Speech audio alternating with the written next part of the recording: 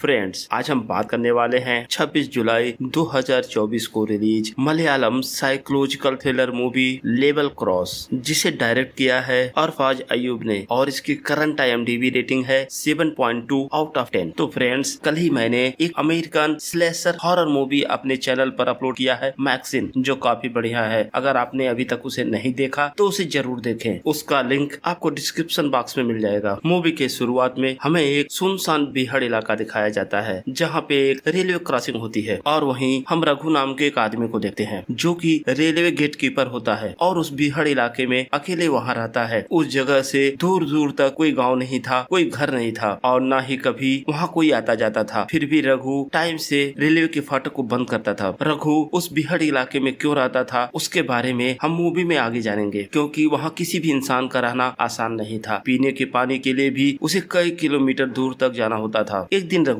जब रेलवे फाटक पर खड़ा होकर हरी झंडी दे रहा था, तभी वो देखता है कि ट्रेन से कुछ गिरा। जब ट्रेन वहाँ से गुजर जाती है तो रघु जाकर देखता है एक लड़की वहाँ गिरी होती है। वो उसके पास जाता है और चेक करता है तो पता चलता है वो भी जिंदा होती है। वो उसे लेकर अपने कमरे पर आता है और जब लड़की को होश आता है तो डर जाती है। तो रघु बोलता है कि तुम्हें डरने की कोई जरूरत नहीं है और तुम मुझे रेलवे की पटरी के पास बेहोश मिली, तुम ट्रेन से कूदी क्यों? वो बताती है कि वो गेट के पास हाथ धोने आई थी, तभी वहाँ दो आदमी आपस में लड़ने लगे, लेकिन उसके बाद क्या हुआ मुझे कुछ याद नहीं है। तो रघु चेताली को पानी पीने के लिए देता है और उससे बोलता है कि तुम्हारे पैर में चोट लगी है और तुम्हें कुछ देर रेस्ट करना चाहिए। लेकिन चेताली वहाँ अकेले होने की वजह से घबरा रही होती है। तो रघु को बोलती है कि मेरे हस्बैंड भी उस ट्रेन में ट्रेवल कर रहे थे और अचानक मेरे गायब होने से वो काफी परेशान भी होंगे, तो मुझे जाना होगा। तो रघु बोलता है तुम कहाँ जाओगी? यहाँ दूर दूर तक कोई गाँव नहीं है और ना ही कोई साधन है कि ताकि तुम यहाँ से शहर जा सको। लेकिन चेताली वहाँ से किसी भी कीमत पर जाना चाहती थी। लेकिन चेताली जैसे ही कमरे से बाहर आती है और बाहर का सीन देख करके उसका सिर चकरा जाता है, क्योंकि दूर दूर तक सिर्फ वीरान एरिया था और वो रेलवे क्रॉसिंग उस बिहड़ के बीचों बीच में थी। अब चेताली कुछ दूर जाती है और फिर दोबारा बेहोश हो जाती है और जब उसको होश आता है तो वही वो रघु के घर पर पाती है अपने को। तो रघु उसको बताता है कि तुम दोबारा बेहोश हो गई थी और तुम्हें बचाने के लिए मुझे यहाँ लाना पड़ा। अब रघु रात में डिनर बनाता है और जब चेताली को देता है तो चेताली खाने से मना कर देती है। वो बोलता है कि आपको परेशान होने की जरूरत नहीं है, आपके पति आपको ढूंढते हुए जरूर यहाँ आएंगे। और उसको ये भी बोलता है कि प्लीज खाना बर्बाद मत करो, क्योंकि अनाज लाने के लिए मुझे बहुत दूर जाना पड़ता है और ये घर कोई शहर में नहीं है जो तुम्हें यहाँ सुविधाएं मिल पाएंगी, यहाँ बस यही है। लेकिन चेताली खाना खाते वक्त भी अपने पति की बातें करती है। वो बोलती है कि क्या मेरे पति मुझे ढूंढ पाएंगे? तो रघु बोलता है क्यों नहीं, अगर वो नहीं ढूंढ पाए तो कोई और दूसरा रास्ता हम देखेंगे, फिलहाल तुम खाना खा लो। अब रात में सोते वक्त चेताली डरती है तो रघु बोलता है आप बेड पर सो जाओ और मैं चटाई बिछाकर इधर बाहर सो जाऊंगा। चेताली ऐसे में कंफर्टेबल नहीं महसूस कर रही थी, लेकिन अब उसके पास कोई दूसरा रास्ता भी तो नहीं था। अब मजबूरी बस उसे वहाँ रहना पड़ता है। अब अगली सुबह हम देखते हैं रघु अपने और चेताली के लिए चाय बनाता है। अब दोनों चाय पीते हैं और चाय पीने के दौरान आपस में बातें करते हैं। तो रघु उसको बताता है मैं काफी सालों से यहाँ पर अकेला रहता हूँ, ना तो कोई यहाँ आता है और जाता है, तो इसलिए जब तुम कल आई तो तुमको एक बात बताना भूल गया। यहाँ पर एक टेलीफोन है, लेकिन इसमें आउटगोइंग नहीं है और हम इससे किसी को कॉल नहीं कर सकते, लेकिन हाँ मेरे ऑफिसर्स अक्सर मुझे कॉल करते हैं। तो अगली बार जब उनकी कॉल आएगी तो मैं उन्हें तुम्हारे बारे में बता दूंगा और फिर या तो तुम्हारा पति या रेलवे की तरफ से कोई आएगा और तुम्हें यहाँ से लेकर जाएगा, तो इसलिए परेशान होने की जरूरत नहीं है। और रघु की बातें सुनकर चेताली भी अब थोड़ा कंफर्टेबल हो गई थी। उसे भी लगता है कि रघु एक अच्छा आदमी है। और तभी रघु के फोन की घंटी बजती है तो बोलता है कि तुम लकी हो, नहीं तो कभी कभी तो पूरे दिन किसी का कॉल नहीं आता। वो कॉल को रिसीव करता है और अपने ऑफिसर से बात करता है, लेकिन वो जैसे ही अपने ऑफिसर को चेताली के बारे में बताने वाला था तभी चेताली ने कॉल डिस्कनेक्ट कर दिया। और उसको ऐसा करते देख रघु तो बिल्कुल ही सरप्राइज हो जाता है, क्योंकि अभी तक तो चेताली परेशान थी जाने के लिए और जब उसे मौका मिला जाने का तो उसने कॉल को ही डिस्कनेक्ट कर दिया। अब चेताली रघु को बताती है, वो बोलती है कि कल मैंने तुमसे झूठ बोला क्योंकि मुझे नहीं पता था तुम कैसे आदमी हो। एक्चुअली मैं ट्रेन से गिरी नहीं, मैं खुद ही ट्रेन से कूद गई थी। तो बोलता है क्यों? वो बोलती है अपने पति के डर से। तो चेताली बताती है कि वो एक डॉक्टर है और उसका पति जिंजू एक बार उसके हॉस्पिटल में एज ए पेशेंट आया था, क्योंकि उसकी पत्नी ने सुसाइड कर लिया था और जिसका उसके दिमाग पर बहुत ही गहरा प्रभाव पड़ा था। वो उस टाइम डिप्रेशन में था और वो बताती है कि कुछ महीनों के ट्रीटमेंट के बाद वो ठीक हो गया। जब वो ठीक हो गया तो उसने मुझे प्रपोज किया और वो बोला कि वो मुझसे उससे शादी करना चाहता है। हालांकि महीनों तक ट्रीटमेंट के दौरान उससे मिलने जुलने से मैं भी उसे पसंद करने लगी थी और वो बताती है फाइनली हम दोनों ने शादी कर ली। और चैताली ये भी बताती है कि मेरे घर वाले इस शादी के खिलाफ थे, लेकिन फिर भी मैंने जिंजू से शादी की। लेकिन शादी के कुछ महीने बाद ही जिंजू अपना असर दिखाने लगा। वो अब ड्रग्स लेता था और बात बात में लड़ाई झगड़ा करता था और ये बात आगे बढ़ती गई और फिर जिंजू मेरे साथ मारपीट करने लगा और हम दोनों ट्रेवल कर रहे थे। तो इस दौरान जब मुझे मौका मिला तो मैं ट्रेन से कूद गई। अब चैताली नहाना चाहती थी, लेकिन उसके पास तो अपने कोई कपड़े थे नहीं चेंज करने के लिए, तो रघु उसे अपने कपड़े दे देता है। अब चैताली रघु से उसके बारे में पूछती है। वो पूछती है कि तुम्हारा घर कहाँ है? वो बोलता है यही है मेरा घर। तो चैताली उसके फैमिली के बारे में पूछती है, तो बोलता है कि मेरी कोई फैमिली नहीं है, मैं इस दुनिया में अकेला हूँ। मेरे पिता जो बहुत पहले गुजर गए, मेरी माँ थी उसे भी गुजरे सालों हो गए। जब चैताली उससे पूछती है कि तुम यहाँ कितने साल से हो, तो कुछ बता नहीं पाता। वो बताता है यहाँ तो समय का पता ही नहीं चलता, कब साल गुजर जाते हैं उसका कुछ भी आइडिया नहीं होता। और रघु बताता है कि सुबह 4 बजे गोमती आती है। तो चैताली को लगा कि गोमती कोई औरत या लड़की होगी, तो पूछती है ये गोमती कौन है? तो बोलता है गोमती एक्सप्रेस। वो सुबह सुबह आती है और उसके बाद दिन में कुछ और एक मालगाड़ियाँ यहाँ से निकलती हैं। यहाँ से ज्यादा गाड़ियाँ नहीं जाते, इसलिए मेरे पास ज्यादा काम भी नहीं होता। अब चैताली रघु से पूछती है कि तुमने शादी क्यों नहीं की? तो बोलता है जब माँ जिंदा थी तो चाहती थी कि मेरी शादी हो जाए, लेकिन तब मैं शादी करना नहीं चाहता था। और माँ के गुजरने के बाद अब मेरा इस दुनिया में कोई नहीं है, तो मेरे लिए लड़की कौन ढूंढेगा? और कोई लड़की मिल भी गई तो इस वीराने में वो रहना पसंद नहीं करेगी। तभी रघु चैताली से पूछता है कि तुम्हारे पीठ पे जो चोट का निशान है वो कैसे लगा? शायद चैताली जब कपड़े चेंज कर रही थी रघु ने उस चोट को देख लिया था। तो चैताली बोलती है ये सब मेरे हस्बैंड की ही निशानी है, वही मुझे मारता पीटता था। तो रघु बोलता है कि तुम उसे छोड़ भी सकती थी, तुम तलाक भी ले सकती थी। तो चैताली बोलती है ये इतना भी आसान नहीं था। एक दिन जब मैंने उसकी डायरी पढ़ी तो मुझे पता चला कि उसकी पहली वाइफ ने सुसाइड नहीं किया था, उसी ने अपनी वाइफ का मर्डर किया था। और जब मैं डायरी पढ़ रही थी तभी वहाँ आ गया, तो उसने मुझसे बोला कि मैंने सिर्फ अपनी पहली वाइफ ही नहीं, मैंने एक नर्स का भी मर्डर किया है। अगर तुमने किसी के सामने अपनी जुबान खोली तो अगला मर्डर मैं तुम्हारा करूंगा। और यही वजह है मैं उससे डरती थी। और जब मुझे उस दिन मौका मिला तो मैं ट्रेन से कूद गई। तो रघु चैताली से बोलता है मेरी और तुम्हारी जिंदगी में काफी समानताएं हैं। अब तुम भी दुनिया में अकेली हो और मैं भी दुनिया में अकेला हूँ। तुमने भी अपने माँ बाप की बात नहीं मानी और मैंने भी अपने माँ की बात नहीं मानी। अब हम देखते हैं वो दोनों एक दूसरे के करीब आने लगे थे, स्पेशली रघु, क्योंकि रघु आज तक अकेले ही जिंदगी गुजार रहा था। अब चैताली के आ जाने से वो काफी खुश था। अब रघु कमरे से बाहर जाता है क्योंकि किसी ट्रेन के आने का समय हो गया था। और इधर चैताली खाना बनाती है और कमरे की साफ सफाई करने लगती है। तभी चैताली की नजर एक लकड़ी के छोटे बॉक्स पर जाती है और जब उसको साफ कर रही थी तो उसके अंदर रखा हुआ सामान नीचे बिखर जाता है। जब वो सामान को उठाना शुरू करती है तो देखती है उस बॉक्स में कुछ पुराने न्यूज़पेपर की कटिंग्स थी। जब उनको पढ़ती है तो उसमें किसी फैमिली के ग्रुप मर्डर का न्यूज छपा होता है, जिसमें लिखा होता है कि एक आशिक ने हस्बैंड वाइफ और उनके दोनों बच्चों का एक रात में मर्डर कर दिया। और मर्डर भी इतने भयानक तरीके से किया गया था कि लोगों का चेहरा पहचानना मुश्किल था। तभी उसी बॉक्स में चैताली को एक आई कार्ड मिलता है जो रघु का था, लेकिन उसमें जो फोटो लगी होती है इसकी नहीं होती। इसका मतलब अभी जो उसके साथ था वो रघु तो नहीं था, वो कोई और ही था। अब ये सब देखकर चैताली बुरी तरह डर जाती है क्योंकि उसे लगता है कि जो भी है ये एक सीरियल किलर है। रघु जब वापस कमरे में आता है तो देखता है चैताली उससे डर रही थी और तभी रघु की नजर उस आई कार्ड पे पड़ती है जो नीचे गिरा हुआ था। शायद चैताली से जल्दी जल्दी में छूट गया था और अभी समझ जाता है कि चैताली को सब कुछ पता चल गया, यानी कि वो रघु नहीं है। चैताली किचन में रखा हुआ चाकू उठाती है और रघु के ऊपर तान देती है, बोलती है आगे आओगे तो मारे जाओगे। लेकिन रघु उसके हाथ से चाकू छीन लेता है और उसको बोलता है तुम्हें डरने की जरूरत नहीं है, मैं तुम्हें कोई नुकसान नहीं पहुंचाऊंगा। अब रघु चैताली को अपनी स्टोरी सुनाता है। वो बताता है कि मेरा घर यहाँ से कुछ दूर पास के गाँव में है जहाँ मैं अपनी माँ के साथ रहता था। तो मेरी माँ ने मेरे लिए एक लड़की ढूंढी शादी के लिए। जब मैं उस लड़की से मिला तो मैंने उसको बताया कि बहुत साल पहले मैं किसी लड़की को प्यार करता था, लेकिन उसने मुझे धोखा दिया और किसी और से शादी कर ली। अगर आप किसी और से प्यार करती हो या आपकी जिंदगी में कोई और हो तो आप उससे शादी कर लो। लेकिन उस लड़की ने बोला नहीं, उसकी जिंदगी में कोई और नहीं है। वो बताता है कि मेरी माँ के गुजरने के बाद मेरी वाइफ ने अपनी आंटी के बेटे को हमारे घर बुला लिया ताकि वो हमारी काम में मदद कर सके और मैं काफी खुश था। मेरे 2 बच्चे थे और एक खुशहाल परिवार। तो बताता है कि हम गरीब थे और हमारे पास बहुत ज्यादा पैसे पैसे नहीं थे, इसलिए मैं चाहता था कि सिर्फ 2 ही बच्चे काफी हैं हमारे लिए। तो इसलिए मैं एक डॉक्टर से मिला ताकि मैं अपना ऑपरेशन करवा लूं और हमारा परिवार अब और न बढ़े। लेकिन जब डॉक्टर ने मुझे बताया कि इस रिपोर्ट के हिसाब से तो तुम कभी पिता ही नहीं बन सकते। रघु बोलता है कि मेरे तो पैरों के नीचे से जमीन खिसक गई। अगर मैं पिता नहीं बन सकता वो दोनों बच्चे किसके हैं? तो एक दिन मैं चुपके से अपने घर पहुंचा तो देखा मेरी पत्नी और उसके चाचा का लड़का दोनों बिस्तर में थे। यह देखकर मेरा खून खौल गया और मेरा दिमाग शून्य हो गया। मुझे कुछ नहीं समझ में आ रहा था। तो मैंने पास में पड़ी हुई एक लोहे की राड उठाई और उससे उन चारों को मार दिया, क्योंकि वो चारों परिवार थे, मैं तो बाहर वाला था। उसके दुख भरी कहानी सुनकर चैताली भी दुखी हो जाती है। तो चैताली पूछती है फिर रघु कहाँ है? तो बताता है पुलिस से छिपता हुआ मैं यहाँ पहुंचा तो मुझे रघु मिले। वो बताता है कि रघु काफी अच्छा इंसान था, लेकिन एक दिन रेलवे ट्रैक पर गिर जाने से उसकी मौत हो गई। लेकिन अगर ये मैं बात आगे किसी को बताता तो मैं पकड़ा जाता, इसलिए मैं रघु बनकर यहाँ रहने लगा। यहाँ कोई आता जाता तो है नहीं, इसीलिए किसी को पता ही नहीं रघु जिंदा है या मारा गया। तो चैताली पूछती है कि तुम्हारा नाम क्या है? वो बोलता है जॉर्ज। वो चैताली को बोलता है मैं कोई सीरियल किलर नहीं हूँ। वो एक समय था जब गुस्से में मुझसे वो हत्याएं हो गई थी और तब से मैं यहाँ अकेला एक तरह की सजा ही काट रहा हूँ। तो चैताली भी उसका सपोर्ट करती है, बोलती है मैं तुम्हें रघु ही बुलाऊंगी और तुम सही थे, जो भी तुमने किया वो सही किया। अब घर में पानी खत्म हो गया था तो रघु पानी लेने जाता है तो चैताली उसे मना करती है। वो बोलती है अब आज से घर के सारे काम मैं देखूंगी। वो बोलता है कि पानी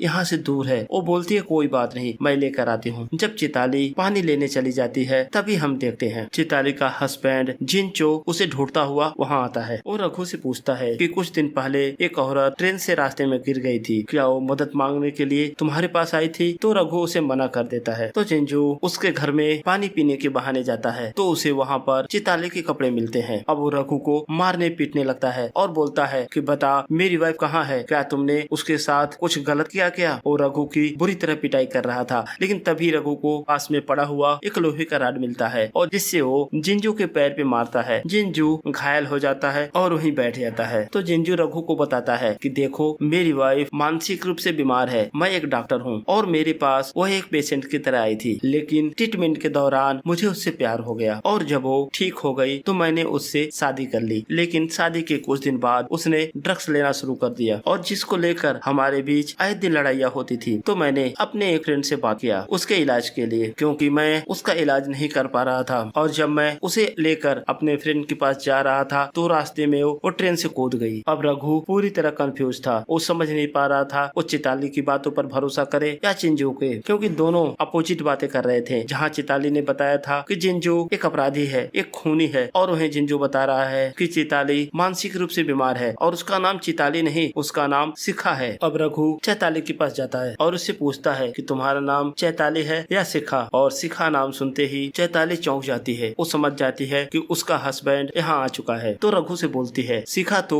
मेरे हस्बैंड की पहली वाइफ का नाम था जिसको उसने मार दिया, मेरा नाम तो चैताली है। लेकिन अभी भी रघु उसके बातों पर भरोसा नहीं कर पा रहा था। तो बोलती है ठीक है, ऐसा करते हैं हम पुलिस के पास चलते हैं और वही पता करेंगे कि कौन सही बोल रहा है और कौन झूठ बोल रहा है। लेकिन रघु खुद भी एक खूनी था तो कैसे बोलता कि हाँ पुलिस के पास चले। तो रघु मना कर देता है। तो चैताली बोलती है तुम इतने स्वार्थी कैसे हो सकते हो? तुम अपने बारे में ही सोच रहे हो, मेरे बारे में बिल्कुल नहीं। वो मुझे ले जाएगा और जान से मार देगा। अब चैताली और रघु अपने घर आ जाते हैं और हम देखते हैं जिंजू वहाँ उनका इंतजार कर रहा था और उसके हाथ में वही लोहे की राड होती है जिससे रघु ने उस पर हमला किया था। तो जिंजू चैताली से बोलता है कि तुम मेरे साथ ऐसा क्यों कर रही हो और मेरे साथ चलो, डरने की कोई जरूरत नहीं है। तो चैताली बोलती है तुम्हें ये सब दिखावा करने की यहाँ कोई जरूरत नहीं है, ये कुछ भी नहीं कर सकता, ये तो सेल्फिश है। वो रघु की तरफ इशारा करके बोलती है। अब जिंजू चैताली को लेकर जाने लगता है और चैताली जाने से पहले रघु को एक निराशा भरी नजरों से देखती है और रघु अभी भी कंफ्यूज था कि सच कौन बोल रहा है। तो रघु चिंजू को बोलता है वो जैसी भी हो उसे यहीं छोड़ दो और हम दोनों यहाँ साथ रहेंगे और तुमको कोई भी प्रॉब्लम नहीं होगी। तो चिंजू रघु को बोलता है लगता है तुम अभी भी समझ नहीं पा रहे हो। तभी हम देखते हैं चैताली वो लोहे का राड उठाती है और जिंजू के सर पे दे मारती है। जिंजू चोटिल हो जाता है और वहीं जमीन पर गिर जाता है। अब चैताली रोने लगती है तो रघु उसको बोलता है रो मत, तुमने जो किया सही किया। लेकिन चैताली बोलती है तुमको तो मुझ पर भरोसा ही नहीं है। अब रघु उसी राड को उठाता है और जिंजू के सर पर अनगिनत वार कर देता है। जिंजू मारा जाता है। जब जिंजू मारा जाता है तो रघु उसका पर्स निकाल देता है, उसके पैसे निकालता है। तभी रघु को उस पर्स में एक डॉक्टर की स्लिप दिखती है है। जब वो स्लिप को चेक करता है तो देखता है डॉक्टर का नाम था जिंजू और पेशेंट का नाम शिखा। अब रघु समझ जाता है कि जिंजू जो बोल रहा था वो सही था, शिखा मेंटली रूप से बीमार है और उसने उससे झूठ भी बोला। और रघु पीछे मुड़कर देखता है तो देखता है चिताली यानी कि शिखा के हाथों में एक लोहे का फावड़ा होता है। वो फावड़े को रघु के सर पर मारती है और सीन शिफ्ट होता है। और हम अगले दिन रघु को देखते हैं, उसके सर पर चोट का निशान होता है लेकिन शिखा वहाँ नहीं होती, यानी कि शिखा ने रघु पर हमला तो किया लेकिन रघु बच गया और शिखा मारी गई। अब रात में रघु अपने घर के बाहर आग जलाकर बैठा होता है और वो सारे न्यूज़पेपर की कटिंग्स उसमें जला रहा होता है। तभी हम देखते हैं उस फोटो को जिसमें हस्बैंड वाइफ होते हैं, लेकिन रघु उसमें नहीं होता, यानी कि रघु ने जिसको मारा वो उसकी वाइफ नहीं, उसकी गर्लफ्रेंड थी और जिसने एक अमीर लड़का मिलने की वजह से रघु को छोड़ दिया था। और रघु गुस्से में आकर अपनी गर्लफ्रेंड, उसके हस्बैंड और उसके दोनों बच्चों का मर्डर कर दिया। और फ्रेंड्स, इसी के साथ ये मूवी यहीं पर समाप्त हो जाती है। तो आप हमें कमेंट सेक्शन में जरूर बताएं आपको ये मूवी कैसी लगी, और अगर अभी तक आपने मेरे चैनल को सब्सक्राइब नहीं किया है तो प्लीज सब्सक्राइब करें। धन्यवाद।